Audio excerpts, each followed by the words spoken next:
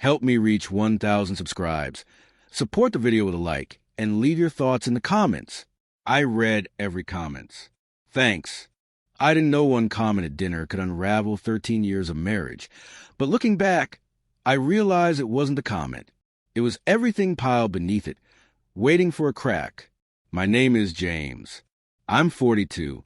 I used to think that if you showed up every day, paid the bills, stayed faithful, and didn't disappear when things got hard, that counted for something. Elizabeth used to think so too. At least, that's what she said.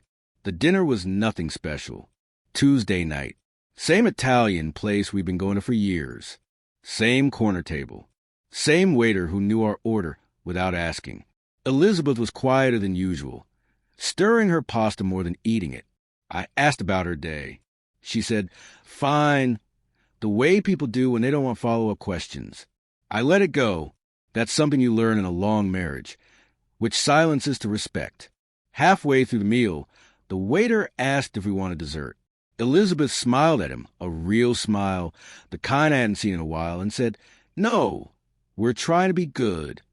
Then she looked at me and added, casually, almost playfully, "At our age, we can't afford to let ourselves go." She laughed. The waiter laughed. I forced a smile. It shouldn't have mattered. It wasn't cruel. It wasn't loud. But something about the way she said "our age," the way her eyes flicked over me like she was assessing a problem she'd already given up on solving, landed wrong. I shrugged and said, "Guess that's what happens when one of us is still working 12-hour days, and the other has time to judge."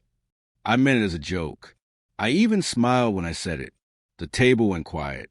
Elizabeth's fork stopped midair. She set it down carefully, wiped her mouth with her napkin, and said, "See? That's exactly what I mean." I asked what she meant. She leaned back and crossed her arms. "You're always so defensive, James. Everything is about how hard you work. It's exhausting." Something tightened in my chest.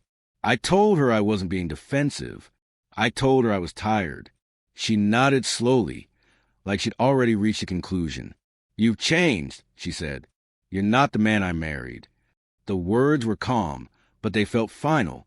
If this moment feels familiar to you, take a second to tap like, so this story can reach the people who need it.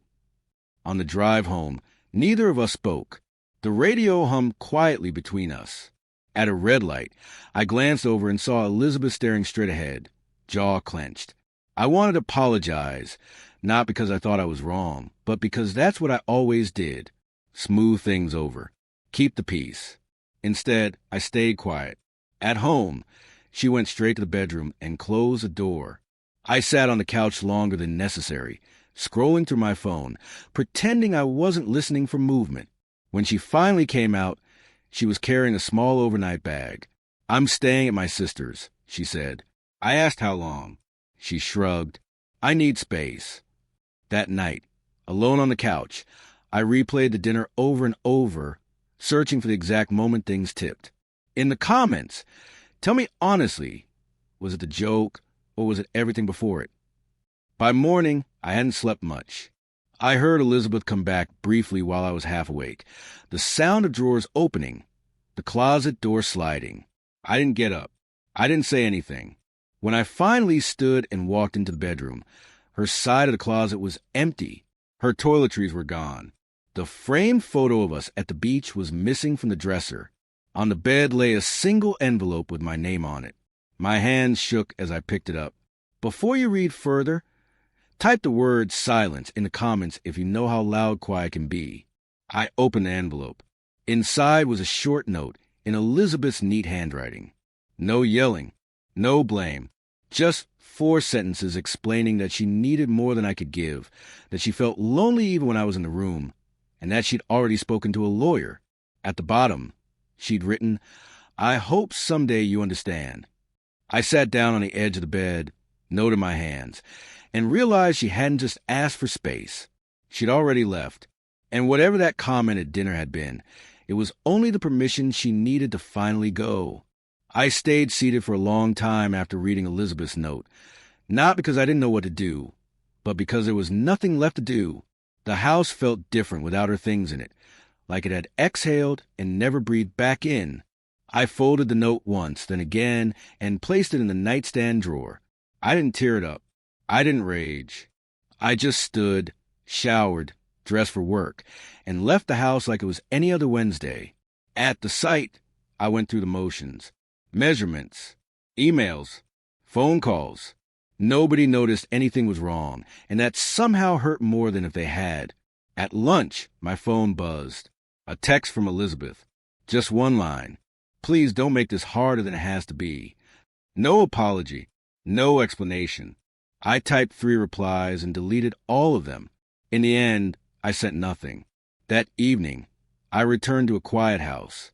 I made dinner for 1 and ate standing at the counter. Later, I opened my laptop and searched for the lawyer she mentioned. The consultation was scheduled for Friday. Seeing it on the calendar made it real in a way the note hadn't. 13 years reduced the time slots and paperwork. The next morning, I found myself thinking about that dinner again, not the comment itself, but her smile afterward, the relief in it, like she finally said something she'd been rehearsing for months. That was the moment I understood. The marriage hadn't ended by accident. It ended because she'd already left emotionally, and I'd mistaken silence for peace. On Friday, the lawyer confirmed what I already knew. The process would be clean. No children. No drama if both sides cooperated. I nodded, thanked her, and walked out feeling oddly light. Not happy, just unburdened. If this story resonates with you, consider sharing it with someone who might feel stuck, but doesn't know how to say out loud. That night, Elizabeth came by to collect the last of her things. We stood in the living room, strangers negotiating logistics. She avoided my eyes. I didn't chase them. At the door, she hesitated, like she expected me to stop her. I didn't. When she left, I locked the door and leaned against it, breathing slowly until the moment passed. Weeks went by. Friends asked questions. I gave short answers. One evening, I ran into the same waiter from the Italian place. He smiled and asked if we wanted our usual table. I told him it would just be me. He nodded, understanding more than he said. Sitting alone, I realized the comment at dinner hadn't broken us. It revealed us. It showed me how small I'd made myself trying to keep something alive that was already gone. In the comments, do you think honesty ends relationships or just exposes their truth?